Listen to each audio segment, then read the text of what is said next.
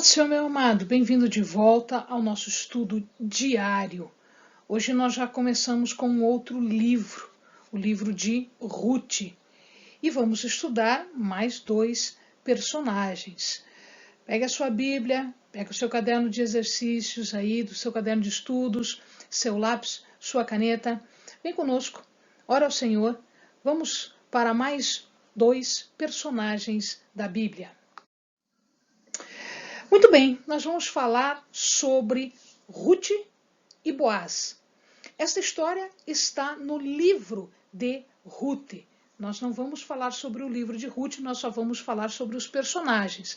Mas essa aula de hoje a gente acaba o livro de Ruth. O que significa Boaz? Boaz quer dizer felicidade, mas também pode ser traduzida como rapidez.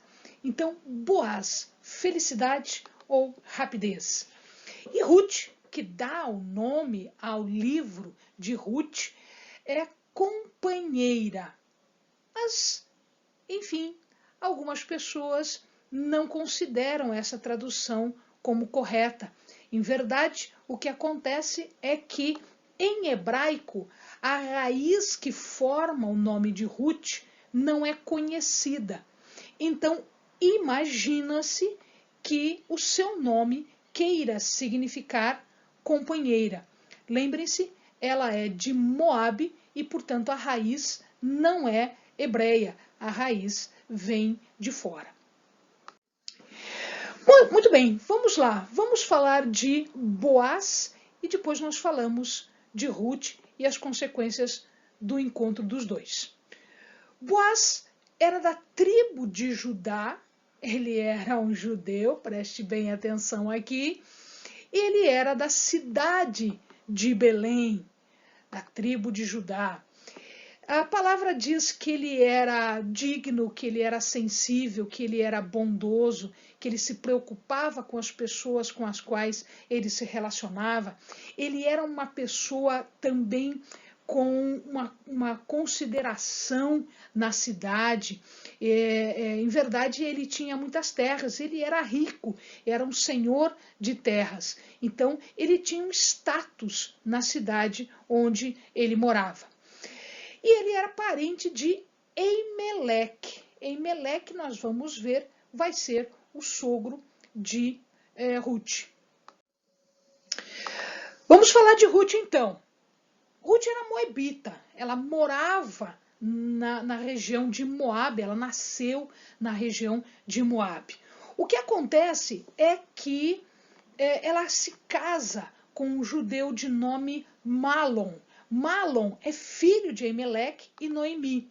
O que aconteceu aqui foi o seguinte: Eimeleque e Noemi, eles estavam com bastante dificuldades, eles estavam passando fome, então eles saem ali das terras de Judá e eles vão para Moabe, onde eles encontraram algumas circunstâncias mais favoráveis. Nesta época, Eimeleque morre e Noemi fica com os dois filhos. E estes se casam, então, com moabitas. No caso, Malom se casa com Ruth. Eventualmente, esses dois rapazes morrem também. Então, Malom, o esposo de Ruth, morre. Eimeleque, que era o pai de Malom, também morre. E o irmão Quilom, que era esposo de Orfa, também morre. Então, os três homens mortos ficou Noemi e as duas meninas, as duas mulheres, né? Ou seja, Ruth e Orfa.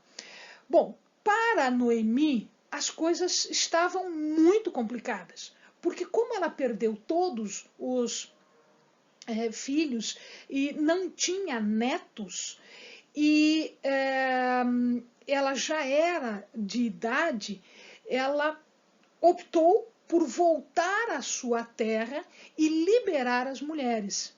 Orfa volta para sua casa, mas Ruth não deixa Noemi, ela não larga Noemi. Noemi já estava em depressão, inclusive ela própria se chama de Mara.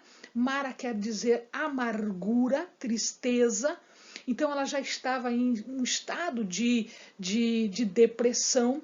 E Ruth, que já havia vivido com eles, que já havia conhecido a história deles, acaba fazendo uma declaração que é uma das declarações mais lindas que a Bíblia nos traz. Ela diz assim, no capítulo 1, versículo 16, Ruth responde: não me instes para que te deixe, e me obrigues a não te seguir. Aonde quer que fores, irei, e onde quer que pousares, ali pousarei. O teu povo será o meu povo, e o teu Deus será o meu Deus. E aonde quer que morreres, morrerei eu, e ali serei sepultada. Faça-me o Senhor o que bem lhe aprouver, se outra coisa que não seja a morte me separar de ti. Essa é uma das passagens mais lindas da Bíblia. E isso, dito por um coração sincero, foi ouvido nos céus. Deus ouviu. E Deus, então, agora muda toda a sorte destas duas mulheres. Então, veja lá. Chegados na terra, eles tinham o direito de entrar na terra e colher o que caísse no chão, o que ficasse no campo, eles tinham o direito de colher. Esta regra está lá, né, no Deuteronômio, e então Ruth foi fazer isso numa terra que por acaso era de Boaz, no campo de Boaz. Era a época de colheita de cevada. Noemi, como era mais velha, ela não podia fazer isso, ela pediu então que Ruth fizesse isso. Boaz não podia impedir, como ninguém podia impedir, porque a lei determinava que o que caísse no chão e o que ficasse no campo depois dos trabalhadores passarem fazendo a colheita pertenceria aos órfãos, às viúvas e aos pobres idosos que não tinham como sobreviver. Ou seja, pertencia a eles por uma regra já antiga.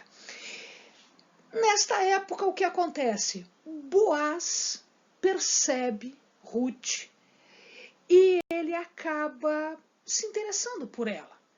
E ele descobre que tem um direito de levirato. Esse direito de levirato está lá em Levíticos. Esse direito de levirato dava direito a Boaz de comprar as terras que eram de Emelec, porque Emelec tinha terras ainda, então ele tinha o direito de comprar essas terras, ele tinha o direito de garantir herdeiro para um irmão morto. Como ele era parente, ele tinha esse direito. Tá? A gente vai ver que existia uma outra pessoa que era parente mais próxima. Então ele tinha um maior direito disso tudo. Inclusive, ele tinha o direito de vingar a morte de alguém da família, né? E o direito de tomar conta dos parentes. Eles eram o que a Bíblia chama de remidores. E aí o que Boaz fez? Boaz senta-se na porta da cidade e diz que ele está interessado. Ele fala para aquela pessoa que tem este direito maior, melhor do que o dele, e esta pessoa não se interessa em tomar as terras de Emelec e em casar-se com Ruth. Eles, de fato, se casam, tá? E deste casamento entre Boaz e Ruth nasce Obed. Quem é Obed?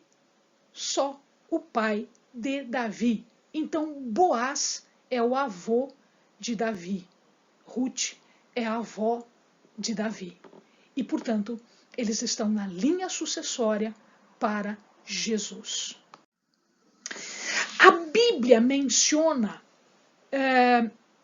algumas mulheres que estão nesta linha sucessória de Jesus. E eu fiz questão de trazer isso aqui para vocês. Olha lá, estão na linha sucessória de Jesus, ou seja, são ancestrais de Jesus. As que estão citadas na Bíblia, por óbvio. Nós temos Tamar, a cananeia, nós já falamos sobre ela, nós temos um vídeo sobre ela. Raabe, a cananeia, nós temos um vídeo sobre ela, nós já falamos sobre Raabe. E hoje nós falamos sobre Ruth, que é moabita. Então, como ancestral de Jesus, nós temos 2 cananeias e uma moabita. Meus amados, isso denota, isso nos mostra que Jesus veio para todos. Jesus não veio só para os judeus. Jesus veio, né, juntar todos os povos. E aqui nós temos a prova de que na linha sucessória, na linha dos ancestrais de Jesus, nós temos pessoas que não eram israelitas, não eram judeus. Sempre teve um judeu. A linha sempre vem dos judeus. Ele é judeu. Mas eu sempre tive, né, aqui 3 pessoas que não eram judias, tá? 2 cananeias e uma moabita. Depois vem Batseba, que é mencionada também. Ela era judia, tá? Que era mulher de Urias, e depois nós vamos ver, foi esposa de Davi. E Maria, que também era judia. Amém, amados? Bons estudos!